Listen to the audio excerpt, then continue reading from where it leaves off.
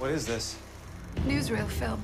It shows us winning the war. Well, we didn't win the war. All around me are familiar faces, worn out places, worn out places. Now we have a better world. There are those who seek to drag us all backward. We have arrested suspects smuggling subversive films. That film shows the world not as it could be, but as it is. It has to be about something more. I need answers.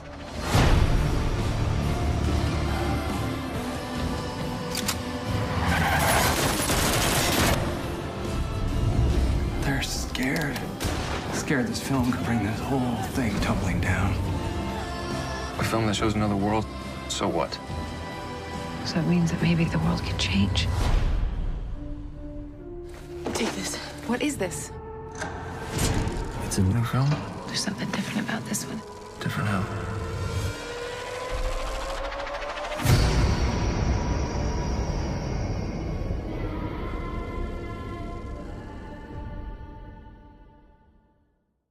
What's up, peeps? Today I'm going to be doing a short review of a show called The Man in the High Castle.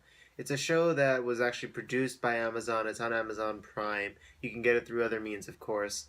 But the first season came out this year. It's just 10 episodes, but it's a fascinating show. And I'm going to do my best to do a spoiler-free review to get people engaged and interested in the show because I think it's an amazing concept. Basically, the premise is that the Nazis and the Japanese Empire actually win World War II. So the show takes place essentially in the United States, where the United States is partitioned in essentially two parts, with the Japanese Empire controlling the West Coast, the German Reich controlling the East Coast, and the neutral buffer zone towards like the Midwest, Colorado area. Anyway, it's an amazing show, and just the premise is super fascinating, and it's interesting to see this counterfactual. It's actually based on a book by Philip K. Dick. I haven't actually read the book itself, and I'm interested now to go and read it after watching the show. But it is an amazing show to just see everything come to life, to see what America could have been had the Nazis and Japanese Empire won World War II. But the most interesting part is that there's also satire behind it, because it's also a reflection of our society as a whole. You know, like I was reading a review, and it hinted at a good point. You know, you see that the German society in this new America obviously prosecutes Jews because of the German Reich, of course, and Nazism. But you also see the parallel in like a satire of American treatment of those who are colored during that same time. So I think you see those interesting parallels, and it's interesting to see like the different satire and things that go on. I think overall the acting is phenomenal. I'd have to say the best actor in the show is the John Smith, who is an American born Nazi leader up in the SS, and he does an amazing job. His character is so interesting. And you also have the main protagonist, Jules, and then Frank. Frank is probably my favorite character. He goes through a lot in the show, and you see these characters who have like these relatively ordinary lives, trying to make their way in this like new America, but then they get plunged into the extraordinary circumstances. And I think while at times the writing is a little half-assed and the ending does leave a little bit, the ending does leave a lot to be asked. There's questions you might have afterwards, and I do too. And hopefully the next season, which there is a second season, will have some of those questions. But I think overall it's a fun experience.